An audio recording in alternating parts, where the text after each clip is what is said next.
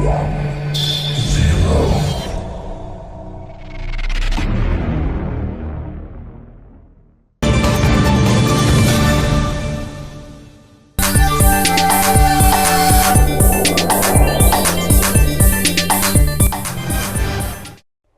To STV. నా పేరు శ్రావ్య. బులెటిన్లో అప్డేట్స్ చూద్దాం. నెల్లూరు రూరల్ నియోజకవర్గాన్ని కనీస వసతుల కొరత లేని ప్రాంతంగా తీర్చిదిద్దుతానని ఎమ్మెల్యే కోటంరెడ్డి శ్రీధర్ రెడ్డి చెబుతున్నారు. ఆ దిశగా అడుగులేస్తూ అభివృద్ధి పథకాలను అమలు చేస్తున్నారు. 41వ డివిజన్ స్కంద లేఅవుట్లో 53 లక్షల రూపాయల నిధులతో చేపట్టిన CC road, CC drain, culvert పనులకు మాజీ మేయర్ నంది మండలం భానుశ్రీ, కార్పొరేషన్ కోఆప్షన్ మెంబర్ చాట్ల నరసింహారావుతో కలిసి శంకుస్థాపన చేశారు. 41వ డివిజన్ పేద మధ్యతరగతి కుటుంబాలు ఎక్కువగా నివసించే ప్రాంతంని ఈ ప్రాంత అభివృద్ధికి తన శక్తికి మించి కృషి చేస్తారని చెప్పారు ఎమ్మెల్యే కోటంరెడ్డి శ్రీధర్ రెడ్డి. మాజీ మేయర్ నంది మండలం భానుశ్రీ అభ్యర్థన మేరకు వచ్చే 3 నెలల్లో 41వ డివిజన్ అభివృద్ధికి ₹1 కోటి నిధులను మంజూరు చేస్తామని అన్నారు. అమ్మాయిని అడగందే పెట్టదు అంటారు, కానీ అడగకుండానే ఇచ్చేవాళ్ళు ఎవరైనా ఉన్నారు అంటే అది ఖచ్చితంగా మా శ్రీధర్ అనే మాత్రం చెప్పకపోతే. అది డెవలప్మెంట్ విషయంలోనే కాదు, ఈరోజు డెవలప్మెంట్ విషయంలో ఎన్నో వరాలు ఇప్పుడు మనకు శ్రీధరన్ ఇవ్వడం జరిగింది. ఇవే కాకుండా ముఖ్యంగా మనం గుర్తుపెట్టుకోవాల్సింది కార్యకర్తల విషయం. ఎందుకంటే ఏ పార్టీ అయినా మొన్న మనుగడ సాధించాలి అంటే బలమైన కార్యకర్తలు ఉంటేనే అది మనుగడ సాధించడానికి అవకాశం ఉంటుంది. అదే సందర్భంలో ఈరోజు తెలుగుదేశం పార్టీలో ఈ డివిజన్లో పనిచేసిన ప్రతి ఒక్క కార్యకర్త కూడా వారి యొక్క అండదండలు ఎప్పుడూ ఉంటాయి. ఎలక్షన్ అయిన తర్వాత నేను కూడా వారి దృష్టికి, ఎందుకంటే ఎలక్షన్ అయింది ఇప్పుడే వారి దృష్టికి తీసుకెళ్ళడం ఎందుకని నేను మాట్లాడలేదు, కానీ ఒకరోజు శ్రీధరన్నే ఫోన్ చేసి అమ్మ పలానా కార్యకర్తలకి వాళ్ళకి ఏదైనా సమస్య ఉందేమో కనుక్కోండి అని పేరు చెప్పి వాళ్ళకి ఏదైనా సమస్య ఉందేమో కనుక్కోండి అంటే నిజంగానే వాళ్ళతో మాట్లాడితే వాళ్ళకి ఇబ్బంది ఉన్న పరిస్థితి. వాళ్ళని తీసుకురండి అమ్మ మాట్లాడదామని తీసుకెళ్ళి మాట్లాడంగానే వాళ్ళకి ఏం అడిగారో వాళ్ళు కోరిన వాళ్ళకి వాళ్ళ జీవనోపాధికి ఏం కావాలో అది ఇమీడియట్గా చేసిన వ్యక్తి ఎవరైనా ఉన్నారే అంటే అదొక కోటంరెడ్డి శ్రీధర్ రెడ్డి గారు. ఎందుకంటే మనం చాలామంది కోటీశ్వర్లు అనే ఎమ్మెల్యేలు చూస్తున్నాము, పెద్ద వాళ్ళని చూస్తున్నాం, కానీ ఎవరు కూడా ఎదుటివారి కష్టాన్ని గుర్తించి వారిని అడిగి మరీ చేసేవాళ్ళు ఎవరైనా ఉన్నారంటే అది ఒక్క శ్రీధర్ అనే ఈ సందర్భంగా తెలియజేసుకుంటూ ఖచ్చితంగా వారి యొక్క ఆత్మీయతను అది గుర్తుపెట్టుకొని ప్రతి ఒక్క కార్యకర్త కూడా వారికి ఎప్పుడు అండదండలుగా ఉంటామని చెప్పి ఈ సందర్భంగా తెలియజేస్తూ చాలా సంతోషం. నెల్లూరు రూరల్ నియోజకవర్గం 41వ డివిజన్. ఈ 41వ డివిజన్లో ఈరోజు 53 లక్షల రూపాయల వ్యయంతో రోడ్లు, డ్రైన్లకి శంకుస్థాపన చేసుకోవడం జరిగింది. అతి త్వరలో నాణ్యతా ప్రమాణాలతో వేగవంతంగా ఈ రోడ్లు, డ్రైన్లు పూర్తి చేసి అందిస్తామని చెప్పిన మాట ఇస్తూ 41వ డివిజన్ నెల్లూరు నగర కార్పొరేషన్కి శివారు ప్రాంతం ఏదైతే పొట్టేపాడు నుంచి గొల్లకందుకూరు దాకా రూరల్ గ్రామాలు ఉన్నాయో ఈ రూరల్ గ్రామాలకి 41వ డివిజన్ ఒక ముఖద్వారం. నానాటికి వేగవంతంగా విస్తరిస్తూ ఉంది.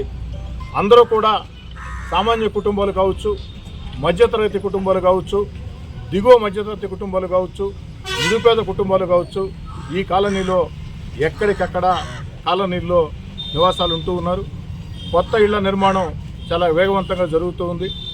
నెల్లూరుకి ఇతర జిల్లాల నుంచి లేదా నెల్లూరు రూరల్ కాకుండా నెల్లూరు జిల్లాల ఇతర ప్రాంతాల నుంచి ఉద్యోగాల కోసం, వ్యాపారాల కోసం, బిడ్డల కోసం, చదువుల కోసం వచ్చే వాళ్ళందరూ కూడా కాస్త తక్కువ ధరలకే ఈ డివిజన్లో ఇళ్ళు దొరుకుతాయి కాబట్టి ఇక్కడ స్థిర నివాసాలు, నానాటికి జనవాసాలతో విస్తరిస్తూ ఉంది. ఈ 53 లక్షల రూపాయలతో ఇక్కడ చేపట్టే పనులు ప్రజలకు మేలు చేస్తానని భావిస్తూ ఉన్నా. అయితే ఈ 53 లక్షల రూపాయలు ఈ ప్రాంతాలకు సరిపోయే ప్రశ్న లేదు. రాబోయే రోజుల్లో మరో 4 కోట్ల రూపాయల నిధులు కావాల్సిన అవసరం ఉంది. అందుకే రాబోయే రోజుల్ని దృష్టిలో ఉంచుకొని వచ్చే 3 నెలల్లో ఇప్పటికే ఈ అంశాల మీద నగర మాజీ మేయర్ నంది మండలం భానుశ్రీ గారు నా దృష్టికి తీసుకువచ్చి ఉన్నారు. ఈ యొక్క డివిజన్లో ఇంకా నిధులు కావాలని, 4 కోట్ల రూపాయల నిధులు లేనిదే ఈ డివిజన్లో ఒక స్థాయిలో సమస్యల పరిష్కారంగా.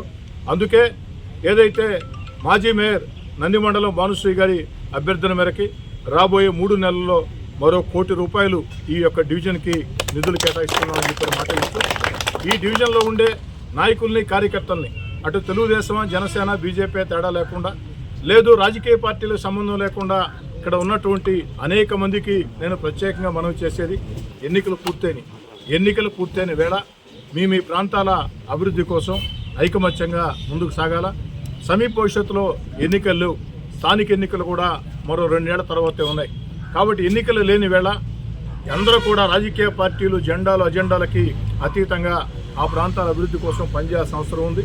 మరీ ముఖ్యంగా 41వ డివిజన్లో నాకు అనేక మంది నాయకులు కార్యకర్తలు ఎన్నికల్లో కష్టం చేశారు, చెమటోడ్చారు. పాపం వైఎస్ఆర్ కాంగ్రెస్ పార్టీ నాయకులు 41వ డివిజన్లో మాకు అన్ని వేల మెజార్టీ వస్తుంది, ఇన్ని వేల మెజార్టీ వస్తుందని చెప్పని సంకలు గుద్దుకున్నారు. తీరా కౌంటింగ్ పూర్తయిన తర్వాత నిజమే అన్ని ఓట్ల మెజార్టీ వచ్చింది. కానీ ఎవరికి? వైఎస్ఆర్ కాంగ్రెస్ పార్టీ కాదు, మన తెలుగుదేశం పార్టీ. ఆ యొక్క అభిమానం నాకు ఎప్పటికీ ఉంటుంది. కౌంటింగ్లో కూడా గ్రామాలు పూర్తయిన తర్వాత నగర కార్పొరేషన్ సంబంధించినటువంటి సెంట్రల్ డివిజన్స్లో తొలి డివిజన్ కౌంటింగ్. ఆ రోజు భానుశ్రీ గారు నేను ఇద్దరం కూడా కౌంటింగ్లో ఉన్నాం. అతి పెద్ద మెజార్టీ ఈ డివిజన్లో ప్రజలు అందించారు. ఆ యొక్క విశ్వాసాన్ని ఈ డివిజన్ పట్ల ఎప్పటికీ చూపుతానని చెప్పని, ఈ డివిజన్ అభివృద్ధికి నా శక్తివంతం లేకుండా కృషి చేస్తానని చెప్పని మాట ఇస్తూ, అదేవిధంగా సామాజిక సేవా నిధుల కింద కూడా పరిశ్రమల యాజమాన్యాలతో మాట్లాడుతూ ఉన్నాం.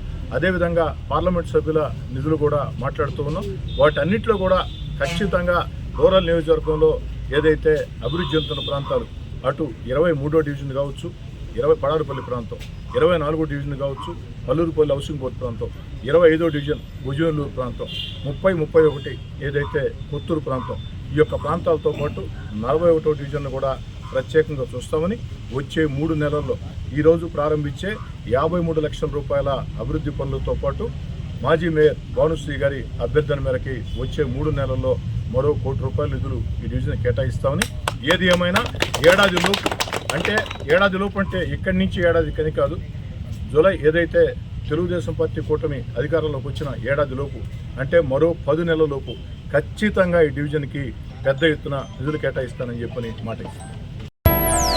ఇవి ఇప్పటివరకు ఉన్న bulletin updates. Keep watching STV.